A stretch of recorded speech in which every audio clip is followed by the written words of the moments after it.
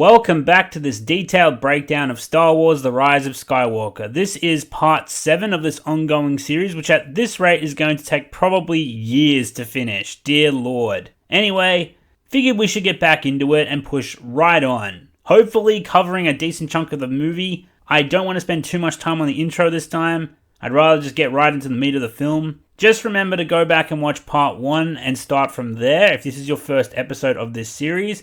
And if you'd like to find me on other platforms such as Discord, Twitter, Patreon, my second channel, and so on, links will be in the description below, and I will mention this in more detail towards the end of the video.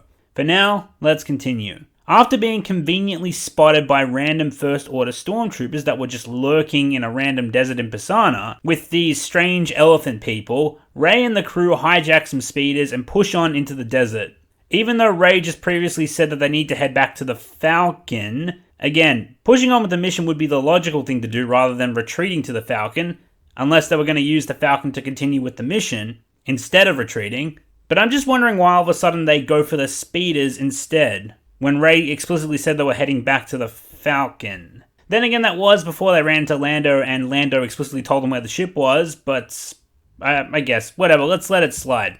Poe then hotwires one of the speeders, and Finn asks him, how does he know how to do that? There's a reveal of Poe being a spice runner later in the film. It's possible that this is leading into that, but with Poe being an ace pilot anyway, one would assume he knows his way around the mechanical parts of a ship. Or speeder anyway. It just seems a little bizarre. Also, the design of these speeders, not to mention the accompanying desert background, felt like a pretty clear callback to the opening sequence of Return of the Jedi. Do not take me for some conjurer of cheap tricks!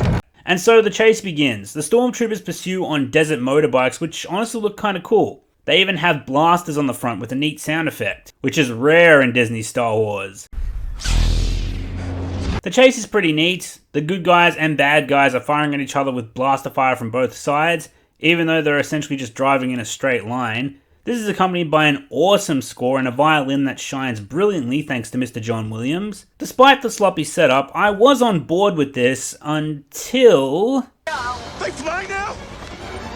They fly now! Not only does this gag fall completely flat, depending on who you are and what you find funny, but its campiness disrupts the tone. The scene was intense and pulse-pounding, but it essentially pauses to try and make us laugh. The Force Awakens did this a lot better with the Millennium Falcon scene with Rey and Finn. I'm working on it! Not so easy without a co-pilot! Try sitting in this thing.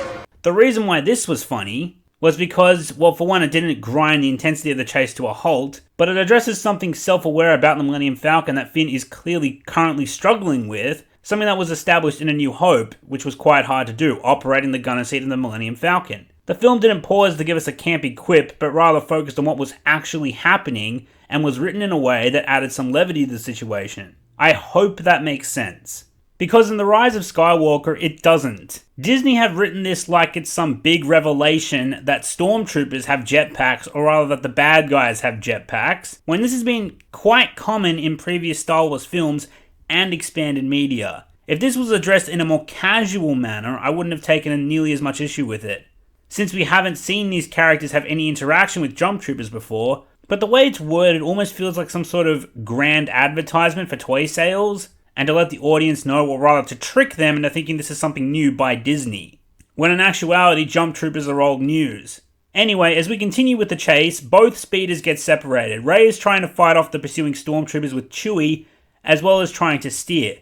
BB-8 tries to get her attention by spurging out with its sound effects, and Rey tells the droid she can't talk right now. Then the droid sparks a flammable firework canister that they were using back in the festival that shoots up into the air and creates a smoke cloud that causes the stormtrooper to lose control of his desert motorcycle so that Rey can shoot him out of the sky. Rey then echoes Leia's teachings by saying, "Never underestimate a droid." Okay, look, firstly, that was in relation to earning Luke's saber through training, which Rey was given anyway for reasons unknown, because she really didn't earn shit, did she? So even though this is a setup and a payoff, if only a mild one, the execution is still a little off. And secondly, BB-8 was cute, adorable, and funny in The Force Awakens. Then Rian Johnson pushed the bounds of reason by essentially turning this lovable droid into an active battle participant and a killing machine. It was bafflingly stupid then, and now JJ is incorporating BB-8 in a similar manner, essentially saving our heroes single-handed.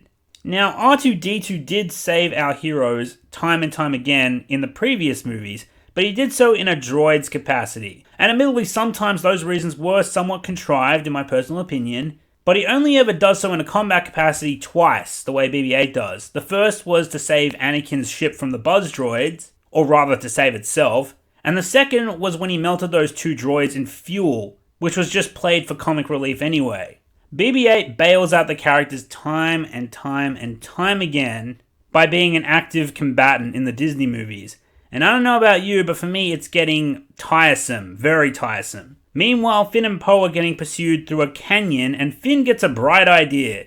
He throws a hook with a chain attached to it towards the pursuing motorbikes. Miraculously, it latches on. How very convenient. And then Poe takes a page out of Fast Five's book and tows the enemy straight into a hard surface where it explodes. Our heroes then cheer as they watch the wreckage burn. But apparently JJ didn't get the memo that Fast Five was ludicrous. Beyond ludicrous. The motorbike's mass, coupled with its momentum, should have towed the speeder that our heroes were piloting as well. In addition to that, Finn chained it around the center pole on the speeder. And that should have undoubtedly snapped the fuck off. These things are traveling at 100 miles per hour at minimum.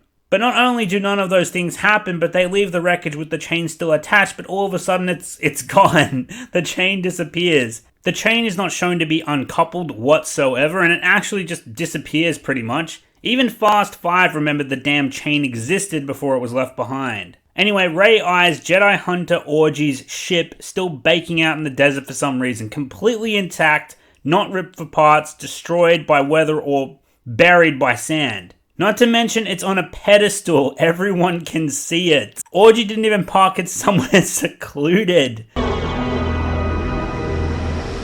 How in the hell is it still there now? How in the hell has a sandstorm not tipped it over from the peak of that hill? Not to mention, how in the hell did they not spot it from space? There's literally nothing there but desert and that ship. Don't they scan for this sort of shit from space? Luke could find Yoda in the middle of Dagobah from the scanners on his X-Wing, but they can't find Orgy's ship just baking out in the sun like that. Anyway, Rey mentions that she's seen that ship before. I mean, I guess that's feasible, assuming Orgy's ship isn't of a common model type. And I guess Rey remembers the day her parents left her very well, emotionally scarring her and dwelling on the details, including that ship. But then the last jump trooper, in the mother of all conveniences, shoots both speeders, causing each and every single one of our characters to be launched and land perfectly, with zero injuries mind you, into a large area of quicksand, right where the plot needs them to go. How very convenient. And this isn't the last crash with zero repercussions, unfortunately, but we will get to that. Before they sink, our heroes combine their blaster fire and they cause a malfunction in the jump trooper's jetpack and send him splattering into a wall. I actually did find that last part funny. Anyway, the quicksand's got him and our heroes begin to sink. Rey insists that they grab onto something quick to save them from the coming doom. And if the plot didn't demand that they sink below the ground, Rey would have absolutely remembered that she can use the fucking Force to levitate herself and levitate others as well. At this point, it should be effortless for her, especially with what we are about to see. Also, Finn has something to say, but before he gets the chance, his voice gets muffled by the quicksand. He says, Rey, I never told you, and then it cuts out. And by the end of the film, Finn still doesn't tell us. It's a pointless tease that goes nowhere, a setup without a payoff. The Rise of Skywalker, it doesn't answer anything. One would assume that with the cliche of other movies that this was setting up Finn's confession of romantic feelings for Rey that was hinted at in The Force Awakens and burned to the ground by Rian Johnson. And this is further pointlessly reinforced by Poe insistently asking what Finn needed to tell her, possibly hinting at a love triangle, and thank God that didn't happen at least. But if reports are to be believed from people who have read the novelization, Finn was actually trying to tell Rey that he is Force sensitive. And apparently JJ just forgot about this, because Finn references the Force on multiple occasions throughout the film during portions of plot convenience by calling it a feeling. He just says it's a feeling. Then it cuts back to the Resistance base to show more reused footage of Leia from The Force Awakens. Some random Resistance soldier tells Leia the Falcon's not responding, and then Rose tells him, "Do you have to say it like that?" which came across as very rude to me. Rose, this man is just doing his damn job. Why are you acting like such a... Then Leia tells him in the most direct way, do me a favor, be optimistic. And then the Resistance soldier goes off on an optimistic tangent, humorously spouting lines to try and appease Leia, who walks off looking very frustrated. Again, there are moments throughout this movie where there is some decent humor, and this is one of them. We cut back to Rey and the gang, who are collecting themselves underground. There's a funny gag with Rey and Poe comparing flashlights. Obviously, Rey's flashlight being a lightsaber was always going to win. But upon seeing this, I still let out a rightful chuckle in the cinema. They find an old abandoned speeder in the Quicksand burrows. Not sure how a speeder would sink through quicksand since they are in fact hovercrafts, but whatever. C-3PO says there's a Sith inscription on the speeder, meaning it belonged to Jedi Hunter Orgy. Again, here's another massive question I have, and this is only scratching the surface here. How in the hell does C-3PO know ancient Sith language? I understand he's an interpreter for hundreds of dialects and different languages, but he was built prior to the Phantom Menace, when the Sith were all but a myth at that point. So how the hell did Anakin, a child of 9, program him with that? Even if it wasn't Anakin, if it was the rebels while C-3PO was placed in their care, how in the hell did they know ancient Sith dialect? The only place they should have had any knowledge of that was the temple on Coruscant within the Jedi archives, or the Jedi temple on Ahch-To, which is fan fiction, mind you, since to my knowledge it is a Disney invention. And I swear to God, if the novelization says Rey somehow taught C-3PO how to speak Sith, then I might just jump off a bridge. Anyway, they push on through the tunnels and they find Orgy's dead body down to his bones, which for some reason nauseates Poe but no one else. And then BB-8 and Rey discover one of the MacGuffins of the movie, a Sith dagger, which holds the key to finding one of the Wayfinders, but we will get to that. There's a callback to The Force Awakens where Rey, upon physical contact with the dagger, feels a Force echo and can hear the horrible actions carried out by that weapon. I know it's a fan fiction concept, but I honestly like the idea of Force echoes. Jedi Fallen Order, in fact, uses it quite well, but neither the movie or the game provide the rules for why and the when and for what makes it possible for this to happen. This ability needs more fleshing out. If it doesn't have clear rules, then JJ and other filmmakers down the line can exploit it, using it as a means to push the plot or fill in a gap. In other words, they can use it to cheat. Finn points out that there's writing on it, and C-3PO again offers to translate, because he knows the language somehow. How very convenient. As I said previously, the dagger contains the location of one of the Wayfinders, right? And there's an issue with that we will discuss later. But then Rey, Finn and Poe ask C-3PO where it is. But C-3PO tells them that his programming forbids him from translating forbidden languages. Okay, let me just try and repeat that without losing my shit. JJ has cooked up a means for the heroes to get the Wayfinder through C-3PO.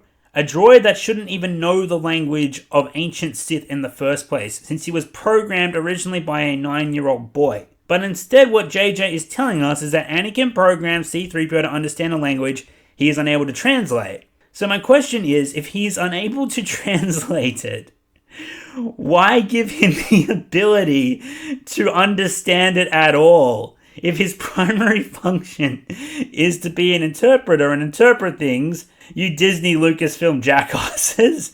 This is so fucking stupid. Why would he know this language? Why would Anakin, or anybody for that matter, program an interpreter droid with the ability to interpret a language he cannot translate, instead of programming him with the ability to understand said language somehow, and then program an inhibitor protocol that prevents him to translate the language you gave him the ability to understand in the first place?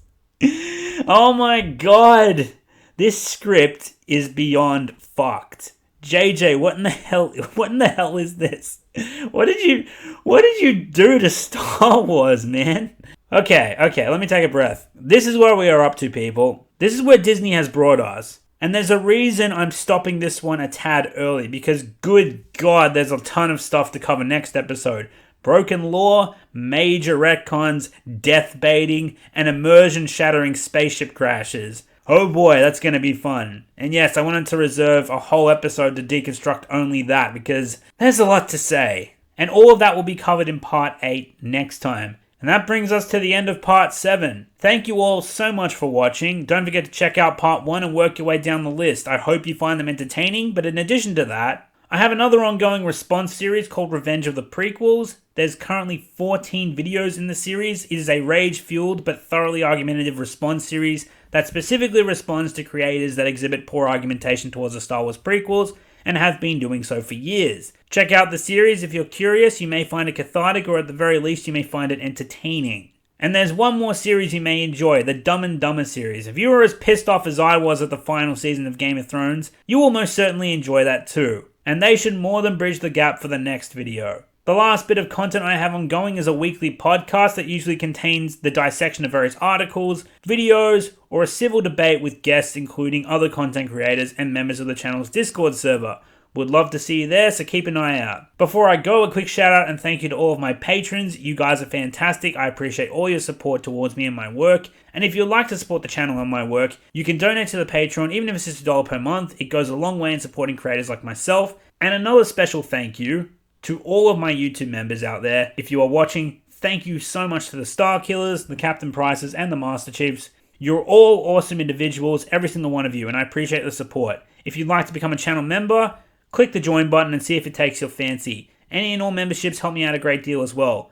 Now, if you would like to contact me, you can tag me on Twitter. I'm pretty active there. Or more preferably, you can join the channel's Discord server. What Discord is basically an online community where other followers of this channel go to have discussions about a range of different topics, ranging from Star Wars to anime, Marvel, Lord of the Rings, video games, and several other topics as well. I highly encourage you to check it out, and who knows, maybe you'll make some friends along the way. Lastly, there's the channel merchandise store. If you want to check it out, see if any threads take your fancy. There are main designs for both the channel and the channel's insider memes, so chances are if you've been following along for a while, you'll find something that suits you. So be sure to check that out as well. Now, with all that said, thanks for staying to the end of the video.